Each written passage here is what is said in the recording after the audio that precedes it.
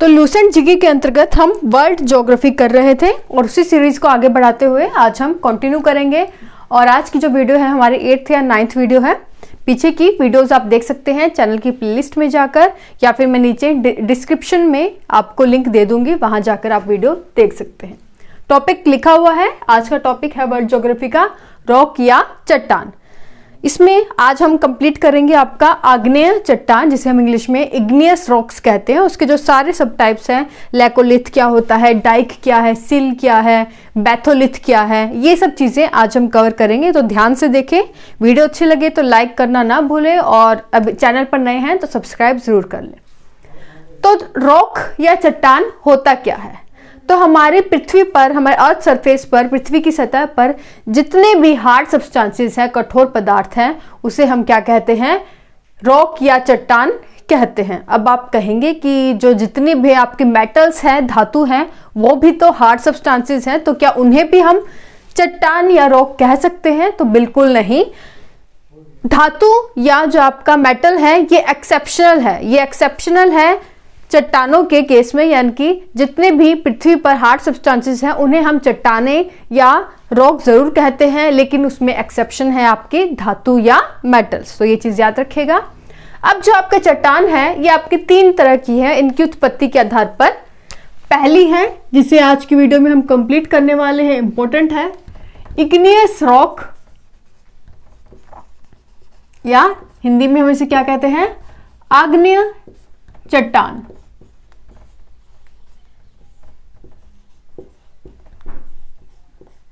And second है sedimentary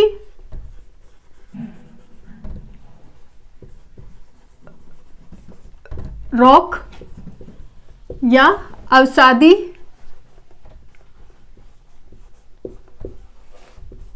चट्टान। और थर्ड है आपका मेटामॉर्फिक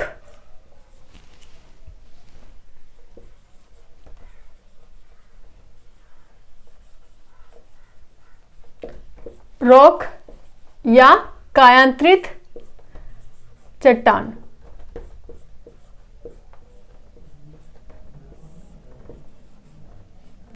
तो ये 3 तरह की आपकी जो है रॉक या चट्टान होती है। इनमें से जो आपका फर्स्ट टाइप है आग्नेय चट्टान या इग्नियस रॉक, इसे हम आज की वीडियो में कंप्लीट करने वाले हैं, क्योंकि ये ही थोड़ा लंबा है, इंपॉर्टेंट भी है, ध्यान से देखें।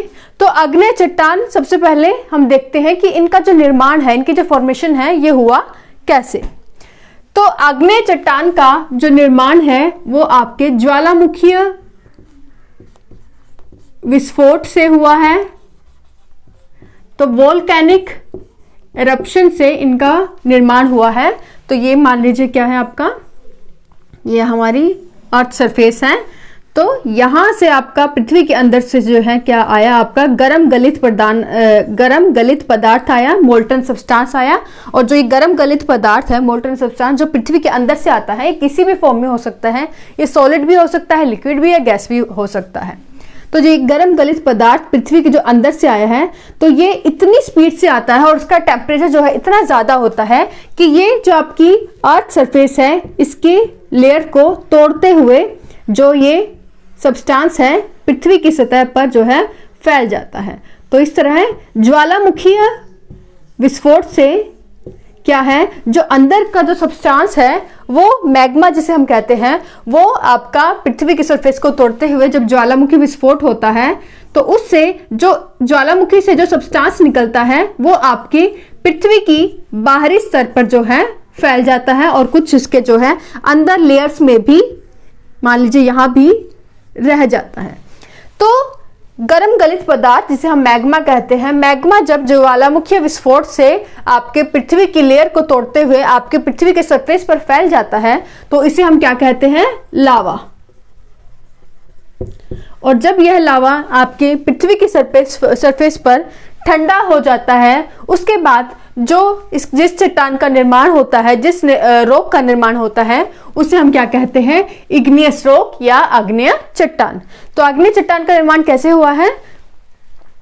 ज्वालामुखी विस्फोट से जब आपका धरती के अंदर से जो आपका मैग्मा आता है और यह मैग्मा जब पृथ्वी की सतह पर आपके लावा के रूप में फैलकर ठंडा हो जाता है तो इस लावा से जिस चट्टान का निर्माण होता है वो क्या कहलाता है? आपका आग्नेय चट्टान।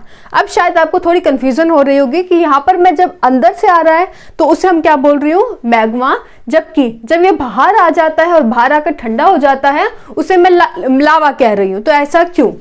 तो जब आपका जो ये मोल्टन सब्सटेंस यानी कि जो गर्म गलित पदार्थ आपकी पृथ्वी की सतह के सरफेस के अंदर हो तो उसको हम क्या कहते हैं? मैग्मा। लेकिन जब ये अर्थ सरफेस को तोड़कर ज्वालामुखी विस्फोट से बाहर आ जाए, पृथ्वी के सरफेस पर आ जाए, तो इसी मैग्मा को हम क्या कह देते हैं? लावा कह देते हैं। तो ये चीज याद रखें, कंफ्यूजन बिल्कुल ना रखें। तो यहाँ पे हमें क्लियर हो गया कि आग्नेय जो चट्टान का निर्माण कैसे होता है। इसके एग्जाम्पल आप लिख सकते हैं। एग्जाम्पल है इसके granite, diorite, andesite, gabbro etcetera. तो ये हमने देखा कि आग्नेय चट्टान क्या होती है, किस तरह इनका निर्माण होता है। अब जो आग्नेय चट्टान है, इग्नियस रॉक है, ये आगे जो है फर्दर डिवाइड हो जाती है टू टाइप्स में। कौन कौन सी है देख ले। तो इसको मैं मिटा देती हूं यहां पर। तो आग्नेय जो चट्टान है, इग्नियस रॉक, आगे आपके टू टाइप्स की है। कौन कौन से? एक वो चट्टान, एक वो रॉक जो पृथ्वी के बाहर आ जाती है, यानी कि जब लावा आपके पृथ्वी के सरफेस के बाहर आकर ठंडा हो जाते हैं तो बाहर जो ठंडा होगा लावा, उस सब्सटेंस से जो आपकी चट्टानें बाहर बनती हैं, वो जो आग्नेय चट्टानें आपके पृथ्वी के सरफेस के ऊपर बनती हैं, ऐसे चट्टान को या ऐसी आग्नेय चट्टान को हम क्या कहते हैं? बाह्य आग्नेय चट्टान, या फिर इंग्लिश में हम इसे क्या कहते हैं? Extrusive igneous rock. क्लियर? तो बाह्य क्या है? यानी कि बाह्य, एक्सट्रूवी यानी कि बाहर।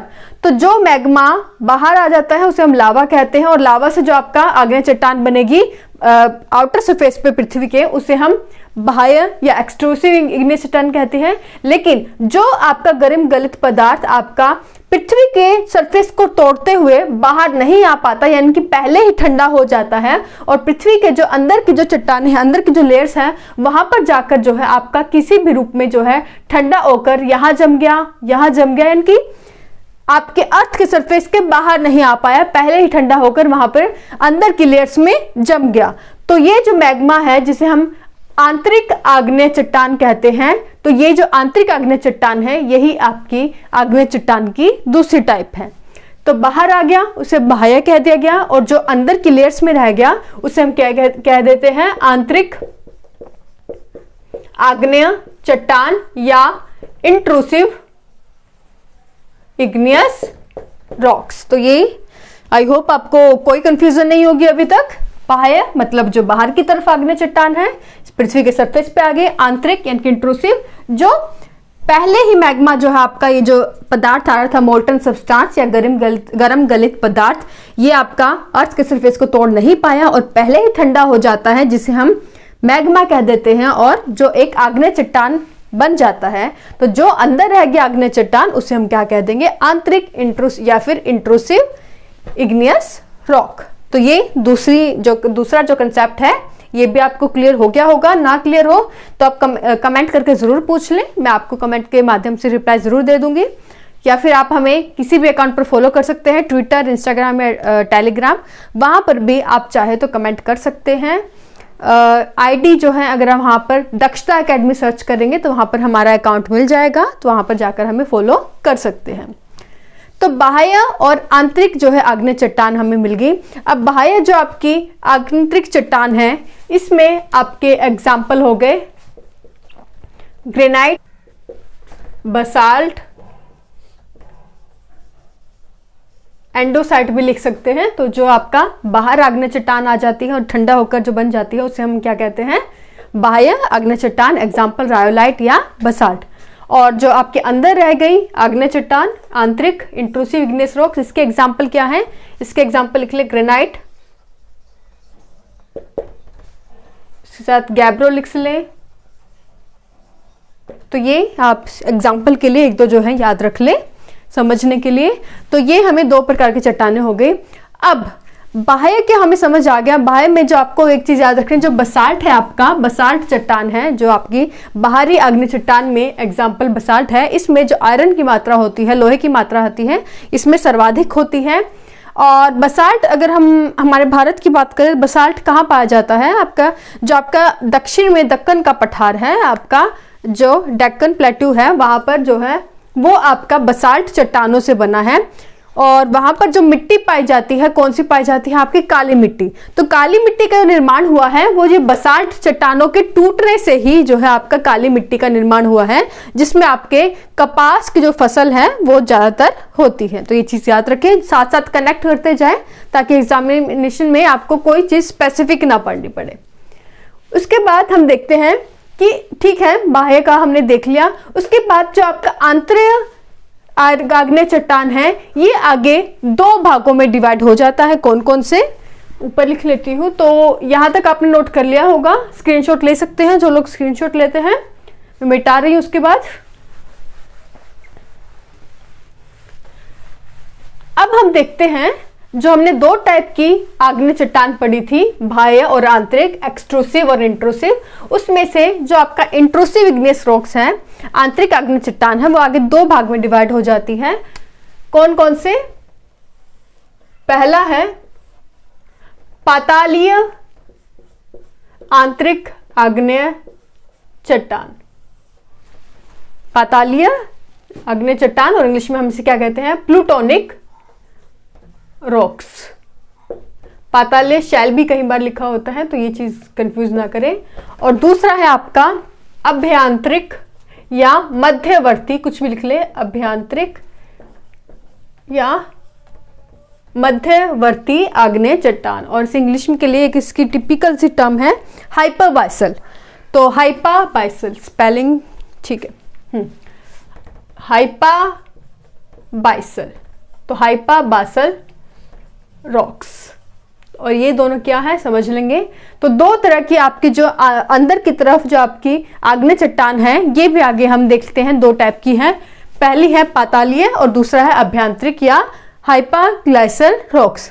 जो पातालीय शैल है, नाम से पता लग रहा है पाताल लोग जैसे हम कहते हैं, तो पातालीय शैल या कि जो प्लूटोनिक रॉक्स है, ये धरती का जो सरफेस है हमारे अर्थ सरफेस के काफी नीचे होती है, पाताल में होती है, कि बहुत ज्यादा नीचे ये रॉक पाई जाती है। और इसका जो एग्जाम्पल है वो कौन सा है? ब्रो,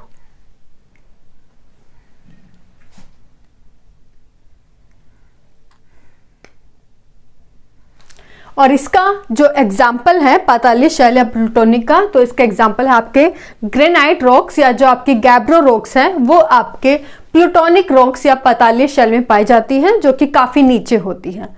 दूसरी है आपकी अभ्यंतरिक चट्टानें या फिर हाइपरबाइसल। तो जो आपकी अभ्यंतरिक चट्टानें हैं, ये आपके बीच में पाई जाती है। किस किस के? बाहर जो चट्टानें आ गई आपकी, ये आपकी जो आग्नेय चट्टान है, जो वोल्केनिक इरप्शन से जो बाहर की तरफ जो आपका लावा फैल जाता है, जिससे आपकी इग्नियस रॉक्स बनती हैं। तो इन इग्नियस रॉक से और कौन सी रॉक्स से? जो सबसे नीचे कौन सी है? आपकी पातालीय शैल यानी कि प्लूटोनिक रॉक्स। और इन दोनों के बीच में जो आपकी यहाँ पर रॉक पाई जाएगी, बीच में पाई जाएगी, उसे हम क्या कहते हैं? अभ्यंतरिक शैल या हाइपरबाइसल रॉक्स। तो ये चीज याद रखें। अगर कई बार क्वेश्चन पूछा जाता है कि मान लीजिए अगर पृथ्वी का जो है आपका डेनुडेशन हुआ, अपरदन हुआ किसी भी कारण से, आपका पानी तूफान के कारण, पानी के बहाव के कारण, तो पृथ्वी के सरफेस पे जो पहले रॉक दिखेगी, पहले जो शैल दिखेगी इन दोनों में से, तो वो कौन सी होगी? आप समझ सकते हैं कौन सी होगी? अभ्यंतरिक या हाइपरबाइसल। क्यों? क्योंकि जो अभ्यंतरिक है वो बाहरी जो आग्नेय चट्टान है, और जो सबसे नीचे कौन सी है? प्लूटोनिक रॉक्स, इन दोनों के बीच में पाई जाती है। तो जो बाहर की आग्नेय चट्टान जो है डेनुडेशन या अपरदन के कारण जब ये रॉक जो है, ये चट्टानें हट गई, तो इसके बाद आपकी कौन सी पाई जाएंगी? यहाँ पर अभ्यंतरिक या हाइपरबाइसल रॉक पाई जाएंगी। क्लियर? तो ये चीज याद रखें। उसके बाद हम देखते हैं पातालीय शैल का जो एग्जाम्पल है वो ग्रेनाइट और गैब्रो रॉक्स है। याद रखें, ग्रेनाइट और गैब्रो रॉक्स। अभ्यंतरिक जो आपकी चट्टाने हैं, ये आपके हाइपाबासल रॉक्स हैं, ये अपने प्रॉपर्टीज के आधार पर, अपनी शेप के आधार पर जो है कई प्रकार की है, जिसे हम पूरा एक डायग्राम के माध्यम से एक एक करके समझेंगे। तो ध्यान दें, हाइपाबासल या अभ्यंतरिक या इन्हीं को मध्यांतरिक चट्टाने भी कहते हैं, क्योंकि इन दोनों जो शैल है आपके बाहरी आग्नेय चट्टान और पाताले शैल या प्लूटोनिक रॉक्स के बीच में पाई जाती है, इसलिए इन्हें मध्यांतरिक चट्टाने भी कहते हैं। तो ये अभ्यंतरिक जो हाइपाबासल हैं, आगे हम इन्हें पढ़ते हैं कि ये कौन कौन सी हैं, कितने टाइप की है, अपनी प्रॉपर्टीज के आधार पर, अपनी शेप के आधार पर और जो इनके आसपास लेयर्स होंगी उनके आधार पर ये आगे कई तरह की हैं। तो यहाँ पर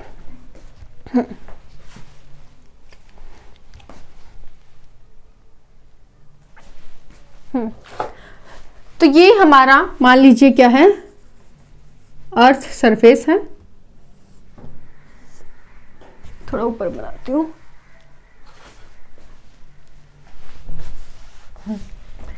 तो ये आपका क्या है, अर्थ सरफेस है। अब यहाँ पर जो है अंदर के, आपके अंदर के जो पृथ्वी के इंटरनल लेयर्स हैं, वहां से ये आपका जो है पृथ्वी की ओर मोल्टन सब्सटेंस या जो गर्म गलित पदार्थ है, गर्म जो काफी जिसका टेम्परेचर ज्यादा होता है, तो मोल्टन सब्सटेंस जो है बाहर की ओर आ रहा है। ताकि क्यों आता है बाहर की ओर, जिससे कि आपका बाद में ज्वालामुखी विस्फोट होता है और उससे लावा बाहर की ओर फैल के आपका किसका निर्माण करता है, इग्नियस रॉक का निर्माण करता है।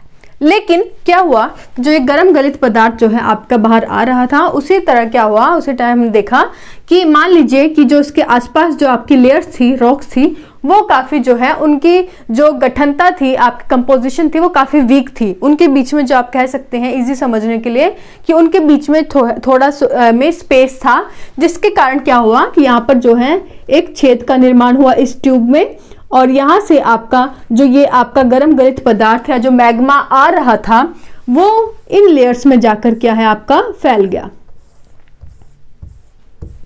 एक यहाँ बना ले, एक मान लीजिए यहाँ पर भी आपका जो है कोई छेद हुआ, यहाँ पर कंपोजिशन ढीली हुई, गठनता कम हुई, और यहाँ से इसमें से जो आपका लावा आ रहा था, मैग्मा आ रहा था, इस पोर के माध्यम से यहाँ भी आपके एक फैल गया। क्लियर।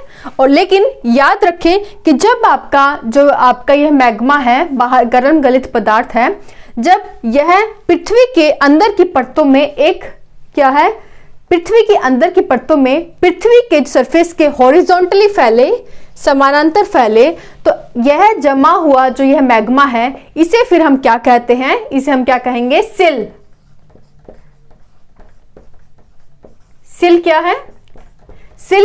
एक चीज याद रखें कि अंदर का जो आपका गर्म गलित पदार्थ है उसे हम मैग्मा कहते हैं, और जो बाहर आ जाता है उसे लावा कहते हैं। तो ये जो अंदर जमा हो गया है गर्म गलित पदार्थ, इसे हम क्या कहेंगे, मैग्मा। तो ये जब मैग्मा है आपका पृथ्वी के, अर्थ के सरफेस के हॉरिजॉन्टली या समानांतर जो है आपका इकट्ठा हो जाता है, आपका एक, देखें इसके हॉरिजॉन्टली जब यह इकट्ठा हो जाए आपका, और यह जब सिल की तरह बन जाए, और तो इसे हम क्या कहेंगे, सिल कहते हैं। और इसका अगर हम सरफेस देखें तो इसका 1 मीटर से हजारों सैकड़ों मीटर तक यह जो सिल है, ये सिल के रूप में जो मैग्मा है, वो अंदर की परतों में फैला हो सकता है। तो सिल क्या है, सिल याद रखें, सिल आंतरिक आग्नेय चट्टान, इंट्रूसिव जो आपका इग्नियस रॉक की एक टाइप है, जिसमें जो आपका मैग्मा है वो इंटरनल सरफेस में, यानी कि जो अंदर की जो लेयर्स है आपकी पृथ्वी की, वहां पर अर्थ के सरफेस के हॉरिजॉन्टली या समानांतर इकट्ठा हो जाता है। और ऐसा जो वह मैग्मा जो अर्थ सरफेस के हॉरिजॉन्टली या समानांतर इकट्ठा हो जाए, तो ऐसे मैग्मा को हम क्या कहते हैं, सिल कहते हैं। तो ये आपका क्या है, सिल है। याद रखिएगा सिल है, क्योंकि एग्जाम में कई बार ऑप्शंस में आपसे पूछ लिया जाएगा कि डायग्राम बनाकर पूछा जा सकता है कि इस तरह का आपको सरफेस मिल जाएगा, आपको पहचान करनी है कि सिल है, डाइक है, बैथोलिथ है, लेकोलिथ है, किस प्रकार का आंतरिक आग्नेय चट्टान है। तो ये किस तरह का है, सिल का। सिल का ही छोटा रूप क्या कहते हैं, इसे हम शीट कहते हैं। याद रखिए, सिल का छोटा रूप यानी कि जो 1 मीटर से भी, ये आपका 1 मीटर का होगा, ये 1 मीटर या सैकड़ों मीटर से ज्यादा का ही इसकी सरफेस एरिया होता है, लेकिन जिसका सरफेस एरिया 1 मीटर से भी कम हो, यानी कि सिल के छोटे रूप को हम शीट कहते देते हैं। तो याद रखें। सिल के बाद हम देखते हैं कि जब ये जो मैग्मा आपका इस पोर से, इस छिद्र से आपका हॉरिजॉन्टल, अर्थ के सरफेस के हॉरिजॉन्टली फैल गया, लेकिन इसमें जब इसने क्या किया, इसमें सिल्क के टेम्परेचर में, सिल्क में जो मैग्मा है इसका जो टेम्परेचर है वो यहाँ पर आकर अगर इंक्रीज हो गया, या फिर जो इसके आसपास के जो लेयर्स हैं इनकी जो कंपोजिशन है, इनकी गठनता है वो थोड़ी वीक है ना, तो थोड़ी यहाँ पर वीक लेयर्स अगर पाई गई तो जो ये मैग्मा है ऊपर की ओर यहाँ से इस लेयर को तोड़ने की कोशिश करता है और ऊपर की ओर जो है आपका मैग्मा उठ जाता है। तो ये आपका थोड़ा आप देखिए एक डोम शेप्ड का छोटा सा आपका जो है मैग्मा डोम शेप में आ गया है, गुंबद के रूप में आ गया है। तो जब ऐसी कोई शेप बन जाए, ऐसे रूप में जो है मैग्मा इकट्ठा हो जाए, जब सिल से आपका क्या होगा, मैग्मा थोड़ा पृथ्वी की लेयर्स को तोड़ते हुए थोड़ा ऊपर की ओर उठ जाए, एक डोम शेप का आपका ले डोम शेप या फिर गुंबद आकार में आपका मैग्मा जमा हो जाए, तो इसे हम क्या कहते हैं, लैकोलिथ। लैकोलिथ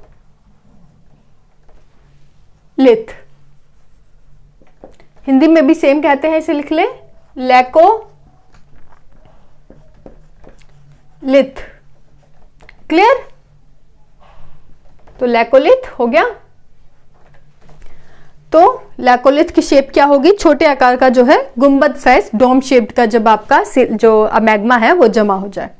उसके बाद है कि कई बार क्या होता है, जो मान लीजिए यहाँ पर है आपका जो ये मैग्मा है, यहाँ पर अगर जो है अर्थ के सरफेस में कोई अगर दरार होगी, मान लीजिए कि यहाँ पर कोई एक दरार है अर्थ सरफेस में, तो ये दरार के माध्यम, दरार से होते हुए आपका मैग्मा जो है आपका ऊपर की ओर जब उठ जाए और अर्थ के सरफेस पर आ भी सकता है और नहीं भी आ सकता, सिर्फ ये जो दरार है इतनी भी हो सकती है और सिर्फ इतने में भी आपका जो मैग्मा है जमा हो सकता है, या फिर ये पूरी दरार अगर लंबी हो तो ये आपके अर्थ के सरफेस को पार करते हुए बाहर की ओर भी मैग्मा जो है आपका आ सकता है।